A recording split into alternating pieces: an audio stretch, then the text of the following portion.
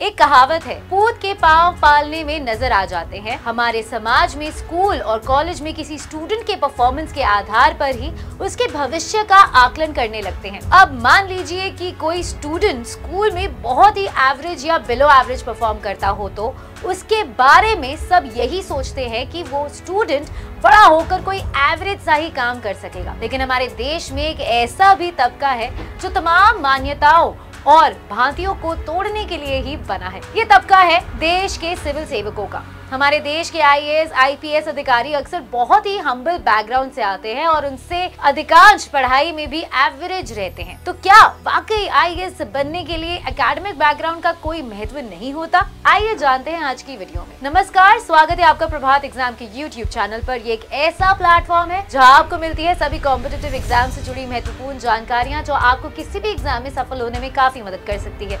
अगर आप हमारे यूट्यूब चैनल पर पहली बार आए हैं तो हमें लाइक और सब्सक्राइब दोनों कर लें और हमारे लेटेस्ट वीडियोस और अपडेट सबसे पहले आप तक पहुंचे उसके लिए बेल आइकन को प्रेस करना भी ना भूलें। तो आइए शुरुआत करते हैं आज की वीडियो की, जो है यूपीएससी की तैयारी में क्या है एकेडमिक बैकग्राउंड का महत्व। कुमार अनुराग 2018 में 48th रैंक लाकर आईएएस अधिकारी बने थे। जाहिर सी बात है कि जब उनका यूपीएससी का रिजल्ट आया तो सब बड़े खुश हुए होंगे, लेकिन जब अनुराग स्कूल में थे तो शायद किसी ने सपने में भी नहीं ये सोचा था कि एक दिन अनुराग आईएएस अधिकारी बनकर देश के नीति निर्माता बन जाएंगे। इसका कारण था अनुराग का एकेडमिक बैकग्राउंड। स्कूल में तो अनुराग एक अच्छे स्टूडेंट थे, लेकिन जब कॉलेज की पढ़ाई करने के लिए वो बिहार के एक छोटे से गांव से निकलकर दिल्ली आए तो उन्हें पढ़ाई रास नहीं आ रही थी। पढ़ाई से ज्यादा उनका ध्यान मौज मस्ती में लगा रहता था और उसका नतीजा ये हुआ कि अनुराग कॉलेज में कई सब्जेक्ट्स में फेल हो गए। चलो जैसे तैसे उन्होंने ग्रेजुएशन किया और घर वालों के दबाव में आकर पोस्ट ग्रेजुएशन में एडमिशन भी ले लिया।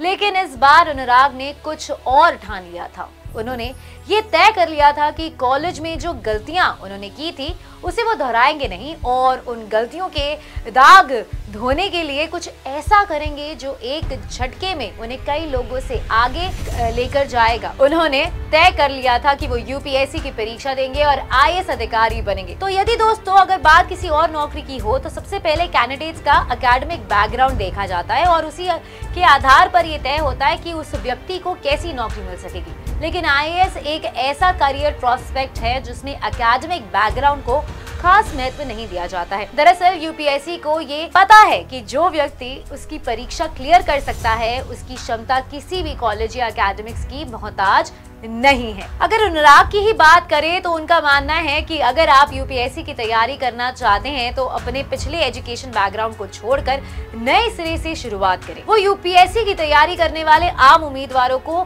सीख देते हुए कहते हैं कि ये एक ऐसी परीक्षा है जिसमें आप जीरो से शुरू करके भी ऊंचाइयों तक पहुंच सकते हैं। अनुराग कहते हैं कि मैं खुद इस बात का उदाहरण हूँ। मैं पढ़ाई से भटक गया था और पूरी तरह से मस्ती में डूब गया था, लेकिन जब आईएएस बनने की सोची तो उसे हासिल करने का ही ठान लिया था। उनके मुताबिक यहाँ तैयारी के दौरान जल्दबाजी नहीं देखनी चाहिए और एक एक टॉपिक को बेहद गहराई के साथ पढ़ना चाहिए। इस परीक्षा में कड़ी मेहनत और बेहतर रणनीति ही सफलता का मूल मंत्र है। दरअसल यूपीएससी की परीक्षा का सिलेबस और पैटर्न ही कुछ ऐसा है कि जो किसी एक सब्जेक्ट या डिग्री पर निर्भर नहीं है। यदि आप इसके सिलेबस को देखेंगे तो आपको समझ में आएगा कि इसमें पूछे जाने वाले सवाल हर सब्जेक्ट को कवर करते हैं और ना सिर्फ कवर करते हैं बल्कि स्टूडेंट्स के अंदर डीप नॉलेज और क्रिटिकल थिंकिंग भी डेवलप करते हैं जो शायद कॉलेज में नहीं हो पाती है। यूपीएससी का मानना है कि कॉलेज या स्कूल की डिग्री में नंबर स्कोर करना इस बात का पैमाना नहीं है कि व्यक्ति के पास वो एलिमेंट्स भी हैं जो देश और समाज की उन्नति का चालक बनने के लिए जरूरी है। शायद यही कारण है कि यूपीएससी ने अपनी परीक्षा में बैठने के लिए मिनिमम क्वालिफिकेशन सिर्फ ग्रेजुएशन रखी है। तो अगर आपको हमारा ये वीडियो पसंद आया है इसे अपने दोस्तों के साथ जरूर शेयर करें और अगर आपके पास हमारे लिए कोई भी सवाल है तो उसे कमेंट सेक्शन में लिखकर हमें जरूर बताएं। जल्दी आपसे फिर मुलाकात होगी एक नए टॉपिक पर एक नए वीडियो के साथ। देखते रहिए प्रभात एग्जाम्स। नमस्कार।